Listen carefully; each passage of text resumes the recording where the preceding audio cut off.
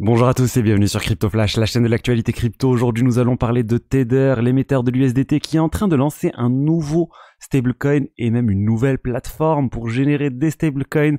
Je vais vous parler aussi de la blockchain Ronin qui lance un nouveau layer 2 sur Ethereum. On va parler d'un potentiel même coin associé à Trump, lancé même par Trump. On va parler aussi de token unlocks, donc des tokens qui vont arriver sur le marché, potentiellement entraînant une baisse pour ces tokens-là et de plein d'autres sujets, notamment un saviez-vous technique sur les wallets multisig.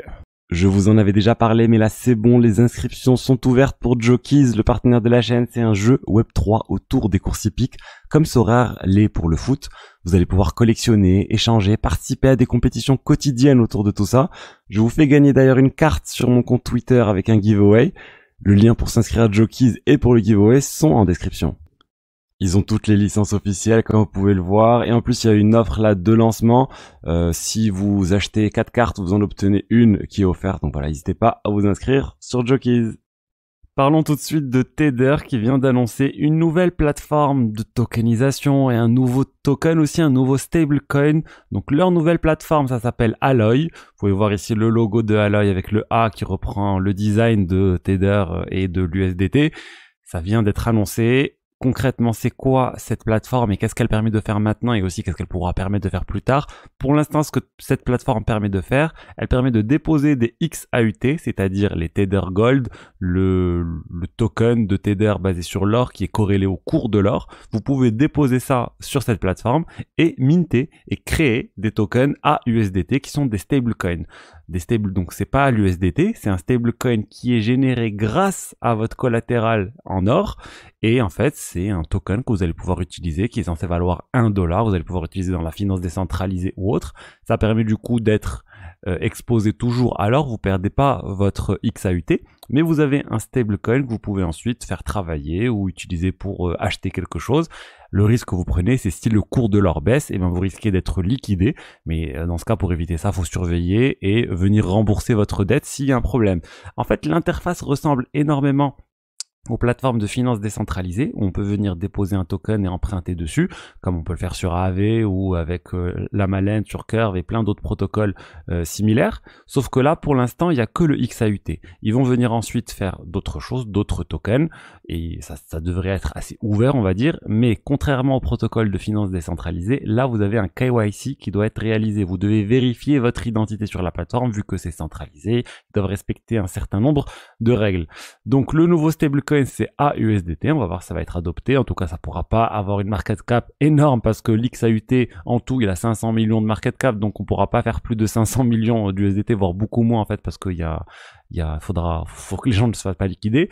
Mais ça va permettre, je pense, d'une part, à Tether d'essayer de développer davantage leur XAUT et aussi de pouvoir générer davantage de frais parce que ils vont se prendre sûrement un pourcentage au niveau des liquidations quand elles vont être réalisées. Quand les gens vont se faire liquider, quand leur token va être vendu, ils vont sûrement se prendre un pourcentage.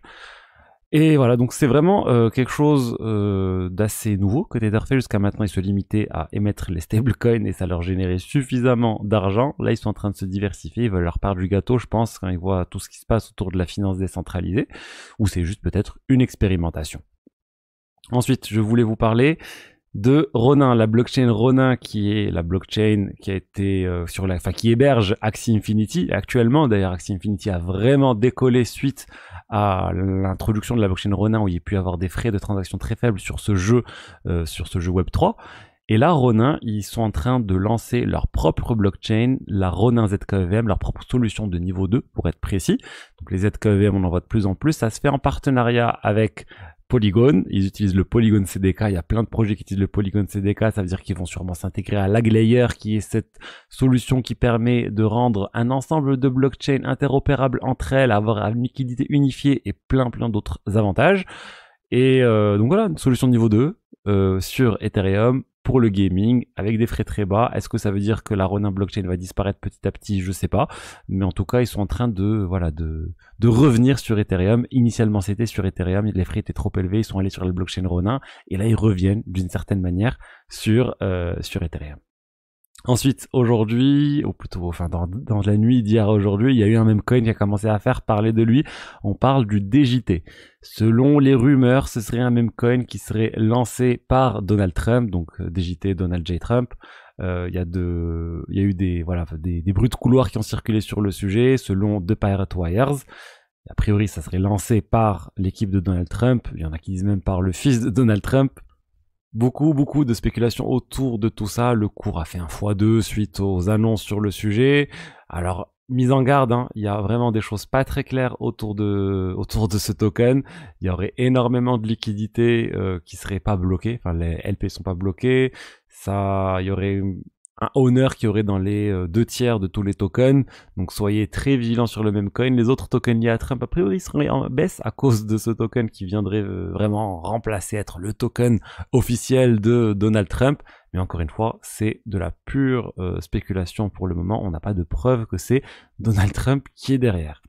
Ensuite, on a beaucoup de tokens unlock, c'est-à-dire beaucoup de tokens qui vont être libérés sur le marché dans les 30 prochains jours. Vous savez, les projets, les investisseurs, quand ils investissent dans des projets, ils ont un système où ils débloquent pas tous les tokens d'un coup. Il y a un certain nombre de tokens qui sont libérés, par exemple, au bout de 6 mois, et ensuite tous les mois, ils vont libérer un peu. Et ben là, il y a 740 millions de dollars qui vont être libérés au cours des 30 prochains jours. Et c'est une mauvaise nouvelle, on va dire, pour ces tokens généralement, parce que ça fait qu'il y a plein de tokens qui vont arriver sur le marché et les investisseurs pourront vendre, et généralement ça peut entraîner une baisse sur ces tokens là. Et les tokens concernés, on a XAI, le token XAI avec dans environ 100 millions de dollars qui vont être libérés. On a Aptos avec 85 millions de dollars, on a Arbitrum avec 80 millions de dollars qui vont être libérés. On a aussi Immutable X, 53 millions de dollars, Optimism, 60 millions de dollars, Sui, 58 millions de dollars, Starknet, Ethena aussi avec une 50 et 37 millions de dollars à peu près. Si vous voulez vraiment suivre tout ça régulièrement, vous pouvez le faire sur token.unlocks.app. Vous avez toutes ces informations. Ici, on peut voir XAI, ça nous indique 97 millions de dollars. On a ce que ça représente aussi au niveau de la market cap, faut plutôt de la circulating supply. Plus c'est élevé, plus c'est risqué, parce que ça fait qu'il y a un très gros pourcentage par rapport à ce qui est actuellement en circulation qui va arriver. Par exemple, Immutable X, c'est pas énorme, on est à 2,19%, mais XAI, on est à 71%. Donc ça permet aussi d'avoir une idée sur les risques associés à cette libération de tokens. Ensuite, on a Coinbase qui vient d'annoncer qu'ils allaient lancer une nouvelle offre, donc cet exchange qui est très connu. Ils vont désormais offrir des pré-market, on va dire le trading de certains tokens avant leur lancement officiel. Par exemple, vous allez pouvoir venir trader le token Eigenlayer sur Coinbase avant que le token Eigenlayer soit transférable. Donc en fait, c'est juste un pari entre des investisseurs sur le cours du token Eigenlayer et d'autres tokens qui vont arriver sur le marché. C'est quelque chose qui peut se faire déjà actuellement sur Wells Market par exemple, mais là ça va se faire sur un très gros exchange. Et ça devrait permettre d'avoir une visibilité en fait sur le cours de ces tokens avant que ça puisse être transférable réellement. Eigenlayer, actuellement je vous rappelle, on peut pas les transférer les tokens même si vous les avez, ça devrait arriver d'ici septembre. Et mais vous savez pas exactement combien vaut le prix du token, donc ça peut être 7 $, 8 $, il y a des estimations, mais plus il y aura ce type de marché, plus on aura une vision exacte pour ces tokens là. Par exemple, je rappelle pour le token ZK qui a eu l'airdrop récemment, et ben les ordres, enfin plutôt le pré-marché permettait vraiment d'estimer réellement le prix du token lors de l'airdrop, autour de 0,3, 0,4, c'est ce qu'on a eu lors des premières minutes où le token ZK était tradable sur le marché officiellement. Et je vous ai dit, on va parler des wallets multisig et du wallet multisig numéro 1, c'est les Safe. Donc c'est quoi les wallets multisig? C'est un smart contract en fait qui est déployé sur la blockchain qui sert de wallet pour stocker vos crypto-monnaies. Et ça permet en fait de mettre des règles de sécurité très intéressantes sur ces wallets multisig. Ça peut nécessiter la signature de plein d'adresses différentes pour pouvoir réaliser une transaction. Par exemple, vous pouvez dire je vais mettre tout mon argent sur ce wallet multisig et je vais avoir 3 signataires différents. Et pour qu'une transaction puisse passer, il faut qu'il y ait 2 signataires différents au moins qui signent la transaction. Ça peut être par exemple une transaction qui doit être signée par votre PC, une transaction qui doit être signée par votre téléphone mobile. Ça peut aussi être pour le stockage à très long terme, quelque chose qui est utilisé. Et je voulais vous montrer l'exemple en fait concret pour bien visualiser à quoi ça sert du wallet de Vitalik.